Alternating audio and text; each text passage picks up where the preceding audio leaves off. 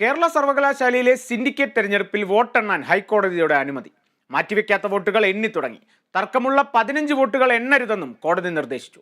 വിവരങ്ങളുമായി തിരുവനന്തപുരത്തു നിന്നും വിഷ്ണു കരുണാകരൻ ചേരുന്നുണ്ട്. വിഷ്ണു, എന്തൊക്കെയാണ് വിശദാംശങ്ങൾ? ഇപ്പോൾ വോട്ടെണ്ണൽ തുടങ്ങിയിരിക്കുകയാണ്. കാളിദാസൻ, ഇന്ന് വോട്ടെണ്ണലുമായി ബന്ധപ്പെട്ട വലിയ തർക്കങ്ങളാണ് രാവിലെ മുതൽ ഉടലെടുത്തത്. കേരള സർവകലാശാല സിൻഡിക്കേറ്റ് തെരഞ്ഞെടുപ്പിനിടെ വലിയൊരു തർക്കമുണ്ടായെന്നുള്ള ഒരു നിലപാട് തന്നെയാണ്. കോടതിയിലുള്ള കേസുകളിലെ വിധി വന്നതിന് ശേഷം വോട്ട് എണ്ണിയാൽ മതിയെന്ന വൈസ് ചാൻസലറുടെ നിലപാടിനെതിരെയാണ് ഇടത് സംഘടനകൾ തർക്കവുമായി മുന്നോട്ട് വന്നത്.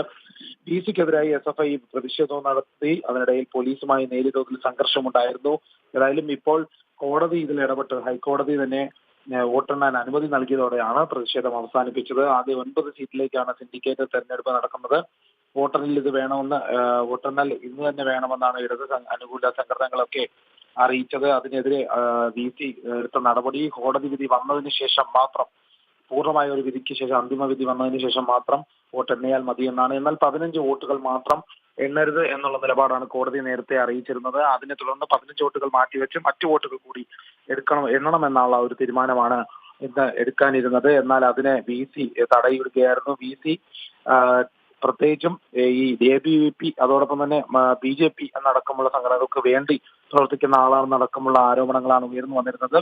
എന്നാൽ അതേസമയം ഇതിനെ എതിർക്കുന്നത് പൂർണ്ണമായി ഈ വോട്ടെണ്ണൽ നടത്തുന്നത് വരെ ഉണ്ടാകുമെന്ന് തന്നെയായിരുന്നു ഇടത് സംഘടനകളൊക്കെ അറിയിച്ചത്. ഇടത് സംഘടന ബന്ധപ്പെട്ട സിൻഡിക്കേറ്റ് അംഗങ്ങളെല്ലാം വലിയ പ്രതിഷേധവുമായാണ് രംഗത്തിരുന്നത്. ഈ പ്രതിഷേധം ശക്തമായി കൊണ്ടിരിക്കുമ്പോൾ തന്നെയാണ് കോടതി വിധിയുണ്ടായത്. കോടതിയിൽ നിന്ന് അറിയിച്ചത് വോട്ട് എണ്ണൽ നടത്താം, 15 വോട്ടുകൾ മാത്രം, നേരത്തെ നിർദ്ദേശിച്ചിരുന്ന 15 വോട്ടുകൾ മാത്രം, തർക്കമുള്ള വോട്ടുകൾ മാത്രം ഒഴിവാക്കിക്കൊണ്ട് മറ്റു വോട്ടുകൾ എണ്ണാം, അതിനുശേഷം നടപടി സ്വീകരിക്കാമെന്ന് തന്നെയാണ് അറിയിച്ചത്.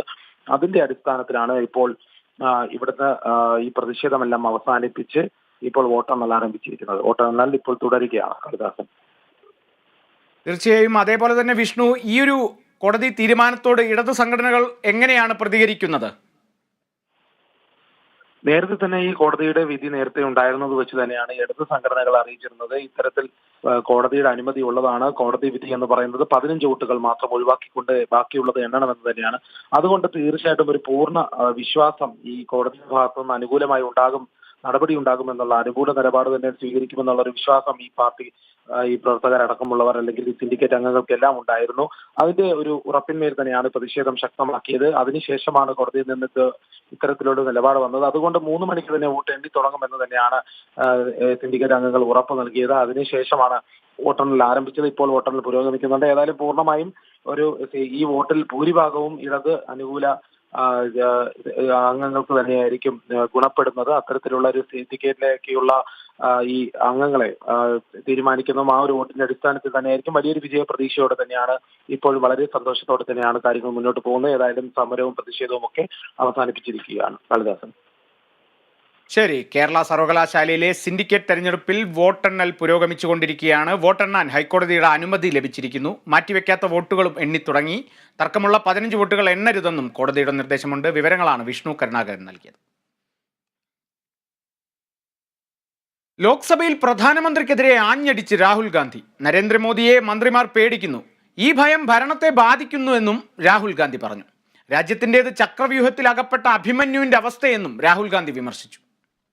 In the BJP, only one man is allowed to dream to be Prime Minister. If the Defence Minister decides he wants to be Prime Minister, there is a big problem. There is fear.